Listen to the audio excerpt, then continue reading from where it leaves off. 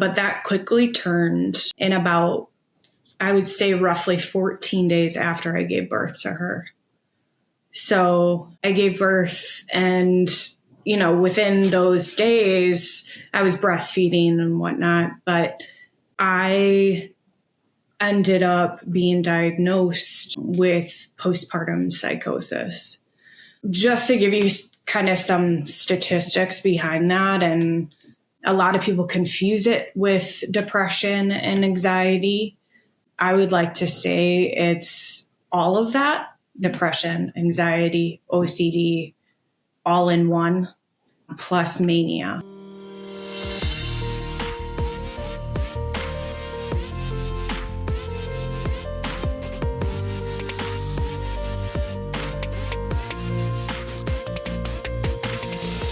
Hi, Aubrey. I'm so excited to have you on the Amplify the Kingdom podcast. And so just share a little bit about you and the vision God's shown you. Yeah, so I reside in Oconomowoc, Wisconsin. We're close to the Milwaukee area, but surrounded by several lakes here. That's what we love to do, is boat and paddleboard and road bike, all the fun things. But my husband and I have a daughter named Sage, and she just turned 5, actually. So it's been just a huge blessing just seeing her grow, and she's at school right now. And yeah, it's wonderful. It's wonderful. But I have had my fair share of struggles ever since having her, actually 5 years ago. So I'm sure we'll pop into that. But my biggest thing is sharing my message to those who feel like they can't have a voice or they're shameful of it for some reason. The enemy's kind of putting that on them. It's just, it is a travesty. I have, we'll get into it, where I was hospitalized and whatnot, but you just see so many people who are incredibly alone in this and alone without Jesus too. Mm-hmm. So he's been my rock during this, all several times that I've had to struggle. But besides that, family is extremely important to me. I have family close by, my husband's family that we're incredibly close with, tons of cousins for Sage to hang out with. And my family is in Illinois, so pretty close by. I have a twin sister and she's a older boy. So we love just hanging out with them. So a lot of family stuff. I love that. So, you and I had a conversation about your story, and I believe it affects a lot of people, and a lot of people can relate to it. So tell us a little bit about your story. It's a big one. It kind of starts with having Sage. So we were ecstatic having a baby girl, and my pregnancy went flawlessly up until birth too. I ended up having a C-section. That was kind of God's plan. Unfortunately, not my plan, but everything went very well. It was very peaceful. It was a peaceful birth. We were even playing in the OR. We were playing music with my my OB while she was giving me a C-section. Yeah. So it just was incredible. Everything that we had prayed for kind of came to fruition. But that quickly turned in about, I would say, roughly 14 days after I gave birth to her. So I gave birth and, within those days, I was breastfeeding and whatnot. But I ended up being diagnosed with postpartum psychosis. Just to give you kind of some statistics behind that, and a lot of people confuse it with depression and anxiety. I would like to say it's all of that: depression, anxiety, OCD, all in one, plus mania. So I would have dreams that were very demonic. in nature. And then I'd wake up screaming, thinking that it's realistic at that time. I was having thoughts that were not my own, which is a very scary thing because, it was just constant prayer, constant fighting with scripture, fighting for my faith, because I knew those were not my thoughts. It just was a vicious cycle. It was a 24-hour thing where you're fighting in your dreams and then you wake up and the reality is you're fighting with your brain at that time. And that continued for 6 months. And thankfully, my mother is a pharmacist, and she's been for the last 25, 30 years.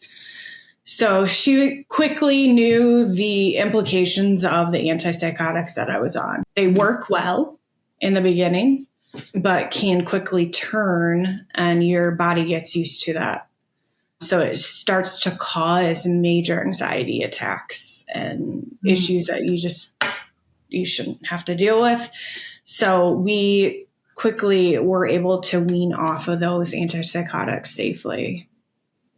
Fast forward a year after, that's when COVID hit. My husband and I were completely rocked by, I think it was called the Delta variant at the time. We ended up getting COVID pneumonia and I went to urgent care. They didn't read my charts, unfortunately, and prescribed me to prednisone, which prednisone causes psychosis. Wow. So here I was back at it, fighting for my brain again. And this time it was very dark. It was very dark. It was in the middle of winter. I was very isolated at that time, even though there were a lot of prayers around me and a lot of support from family. This was like a spiritual battle that I've never experienced before. The enemy was after my brain at this time. So I dug into scripture at that time, and it literally was on my knees majority of the day. That's all I could do. It was like one step at a time. But thankfully, miraculously, Jesus restored that, and I was able to get off the antipsychotics once again, which I should note that is like impossible for a lot of people. Yeah. Okay. So I knew after that, I was like, okay, God, you're doing something with this story. Yeah. So then fast forward a year after, and I started obsessing over my health, like obsessing to a point where it was very unhealthy. And I would kind of explain it as idolization for sure. I'm a health person, but it got to a point where I was so fearful of getting psychosis again that I did PEMF therapy, I did ozone therapy and infrared sauna. I was taking like 20 different supplements, just trying to control my health, essentially. And God was like, no. Like, that's not the way it goes. So I think he really was teaching me something through this. So I ended up getting PEMF therapy, which is essentially, for those who don't know about it, it's very healthy for people who have autoimmune diseases. I have a Hashimoto's, a thyroid condition, and it's healthy for those who have not had mania. So it has an electromagnetic component that helps rewrite. You like sit on this pad thing in a sofa chair, essentially, and it helps rewrite some of the damaged cells in your body. But for someone who has had mania twice before, those electromagnetic fields can go straight to the brain barrier and cross over. So here I was again with the same situation. And again, just a very dark place. At this point, I was so depressed. I was very depressed. I could not get out of bed. It was hard for me to find joy in anything at this point. And I was not angry at God, but I was definitely questioning, like, okay, why? I know there's a reason, but why? Like, why me at this point? Like, I was so exhausted from the other two rounds, like physically, mentally, spiritually, all of that. I'm like, you just got to carry me. So oftentimes my prayers were very like elementary, like, Lord, please just put your hands over my brain and protect my brain. And if it's your will, restore. And he did. He did. Months later, yet again, I was able to get off of antipsychotics, which again, like third time around, I'm like, okay, this is like unbelievable. Yeah. Then fast forward like a year and a half, this past June, my family was my inner family. So my husband, I, and Sage, we just were kind of making do, essentially. I was in therapy, still am in therapy, but Nick was grieving completely and just could not be present a lot of the time because he was grieving in his own way. And then I was grieving in my own way. So it's like we were healing separately. And I think all that stress and trauma and being in fight or flight put me into a state of just overdrive. And I ended up being hospitalized here. There's a very amazing holistic clinic here. It's called Rogers Memorial. Excuse me.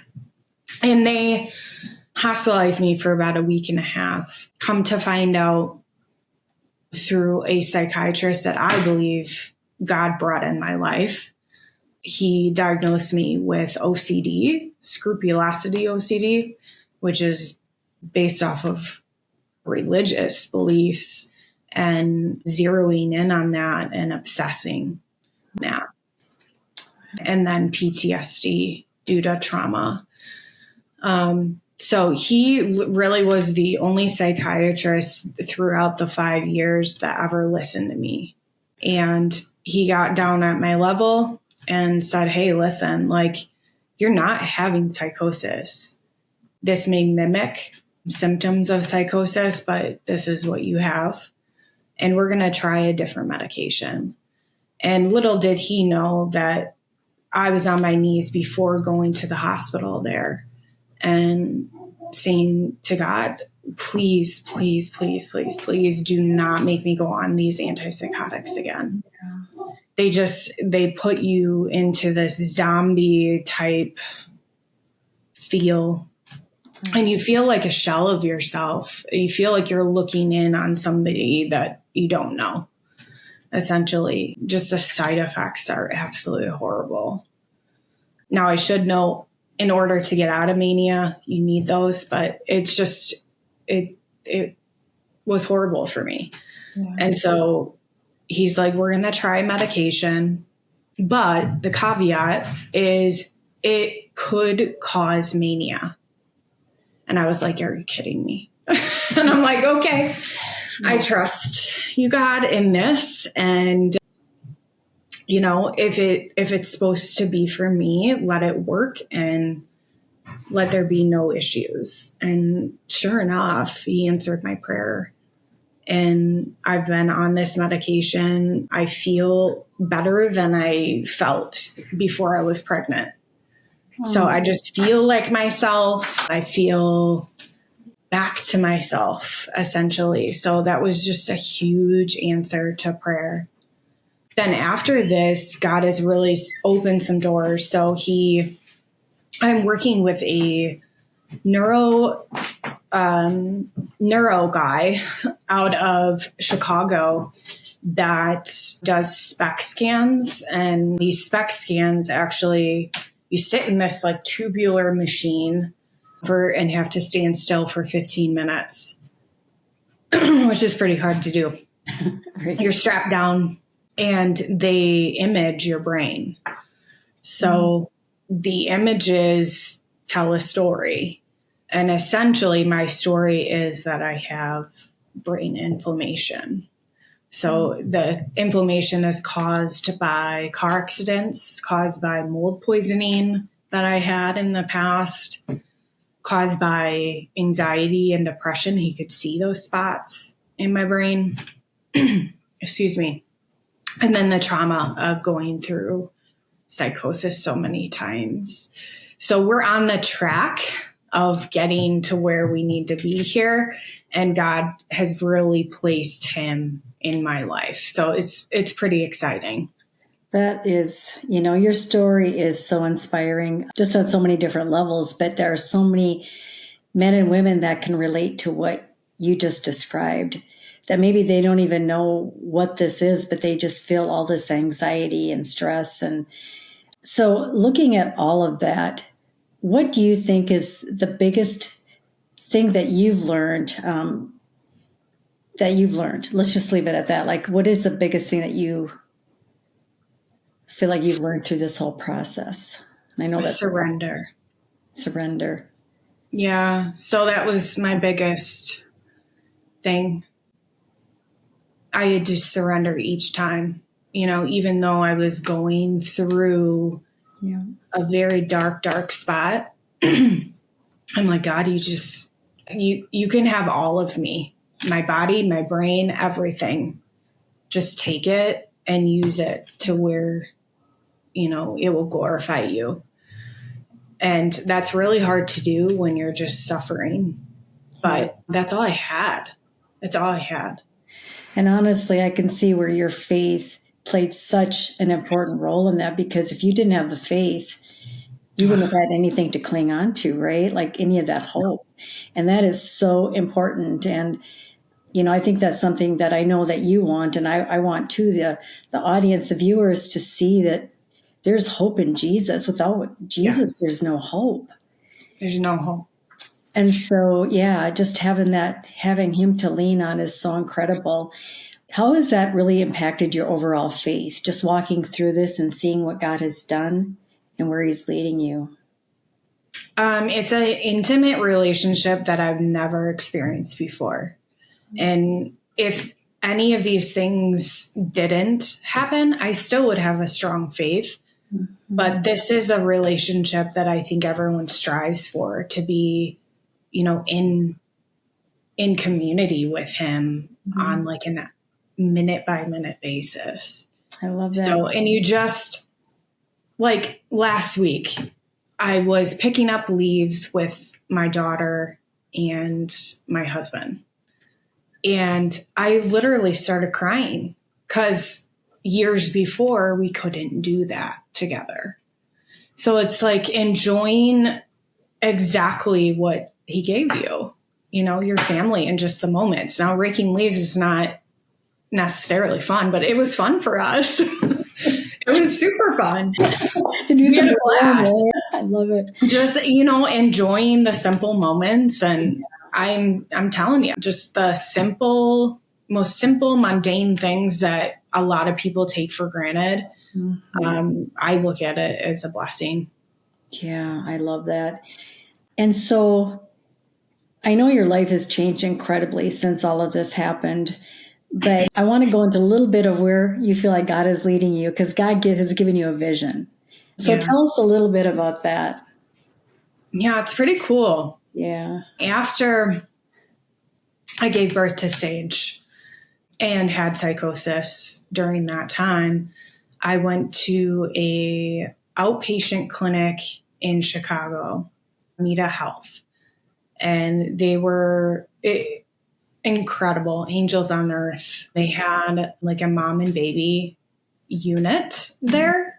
So I would just strap her on and take her to therapy. And It was incredible. So she would be there with me for like 4 or 5 hours a day. I was very vocal about my dance background at that point, and they specifically brought in a dance therapist for me. And during that time, God spoke to me. He's like, you're going to be doing exactly what she's doing. And I'm like, okay, sure. Like at that point, I'm like, I don't know. I'm just trying to get by here, And he's like, no, you're going to be doing that. So I kept ignoring it. I went back to my career in HR, and I'm like, okay, this is how it pays the bills, the mortgage. My husband's used to dual income for the family. I had all the excuses possible. Yeah. And every time I went through this bout of, mental health struggles, he's like, it's a reminder, this is a business for you and it's going to be big. And then the third time came around, reminded me again. Fourth time, he was like, okay, I've had enough. Like you need to listen to me. And that time I was super, that was when I was in the hospital, and I had a week and a half with him, and I was just in my room that whole time, just praying with him, reading over scripture. He was showing me scripture, and he's like, the name of your business is Rise Up. And I'm like, what? He's like, yeah, it's Rise Up. He showed me all throughout this time. He always showed me butterflies. So that is a big part of my logo. I actually have a couple butterflies in there as well, just to show that there's new beginnings. I would always pray to him. I think it's Joel 2:25. He will restore what the locusts have eaten. I prayed that all the time, like just restore everything that has been stolen from us. Yes. Essentially. And I believe that's what he's doing by me opening this business. The minute I said no longer HR, that's when he's brought so many people like yourself and other people in my community to me in his way to share my voice. So that's where Rise Up Again comes. I put the again there because I had to rise up again over and over and over. Yeah. And I feel like that relates to a lot of people out there. They're constantly having to do that on a day-to-day basis. Yes. Through their mental health struggles. So, I offer the dance therapy, I offer choreography, and then I'm getting into, stay tuned, it's coming, for apparel, because there's no mental health apparel out there, let alone any faith-filled mental health apparel. Yeah. So I'm working with a guy this next week to get a few sweatshirts out there and whatnot, just to represent what Jesus and therapy can do for you.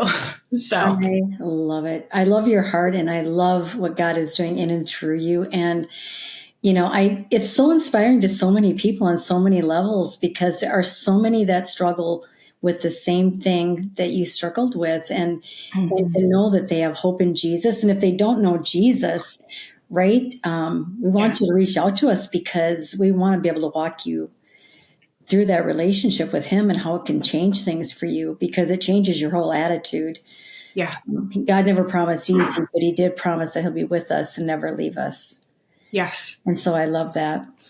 So your business is going. So what I want to say is, if this tugs on your heart at all, if you want to partner with Aubrey in this vision that she has, if you want to purchase the all the stuff she's got coming, it sounds like it's probably going to be even more than just exercise clothing, maybe a few other things too.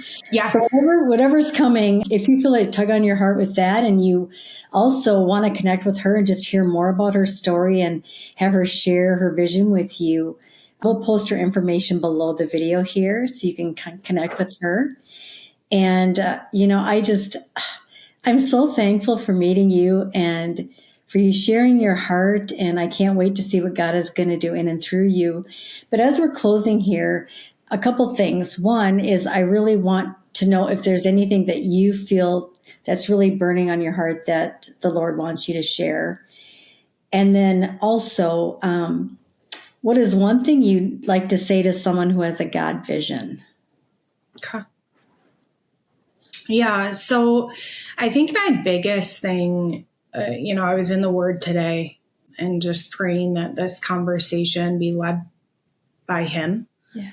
When you're in a spot where it's so dark, and I've been there so many times, He had to remind me that I'm still His masterpiece. Yes. So even when it feels dark and your brain is telling you something completely different, that's your reminder. Yeah. You're made in His image, Yes. first of all. Yes. And secondly, he guides you through this. So even if you're picking yourself up, day to day, minute by minute, there were times where I literally had to write on my mirror for months at a time, scripture. I would just write with dry erase markers and just remind myself and repeat it over and over and over. And then I got my husband to pray it over me.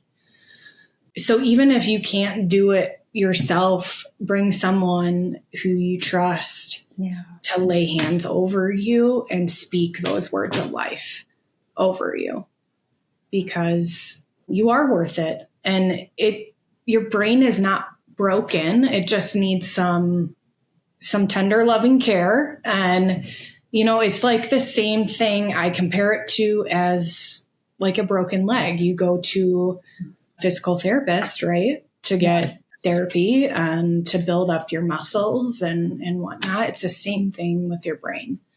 And it shouldn't be this huge stigma. Yes. It's just, for me, it's a part of me. It's a part of my journey. And there's a reason for it. So don't ever rethink your worth because you have what you have, depression or anxiety or OCD, because He doesn't see it that way at all. That's awesome. And then what was your second question? I totally forgot. It was, if you had one thing to say to someone who has a God vision, what would you say to them? Because that takes a lot of courage. Yeah. Right? To leave that job and to follow God's path. Yeah. So I would say first, obey. Just do it the first time around. I'm always that person that's like, has to do it the hard way. My husband's like, oh my gosh, you always do things the hard way. But truly, like, listen to His voice. And I ignored it for so many years. And He's like, okay, like, we're going to do it this time around. It was very scary because I was in a very well-paid position, respected in the community, and had been doing HR for about 15 years. So completely starting over was very scary for myself and for my husband. But He made it apparent as we were praying about it, like, He opened the doors. I received a new job offer that went through. There were things at my old company that were just changing during that time. And I'm like, God, I see you. I see what you're doing here. You're making it very difficult for me to even go back at that time and go into this career. So yeah, just listen and be still to His voice and walk through. Because that's what we're here to do, to shine the light, and that's my testimony. This is what he's given me. The fact that I had to struggle for so many years, it would be very foolish of me to not share it with the world. Yeah. And when I get to heaven, I hope, that's what he says. Like, yeah, I gave you this gift to share it, and way to go. Good job. We will. Yeah. And thank you so much for taking the time with us today. And again, we'll post all your information below the video. So if you want to reach out to Aubrey, she would love to connect with you. And yes, well, thank you so much, and have a beautiful day. You too. Thank you.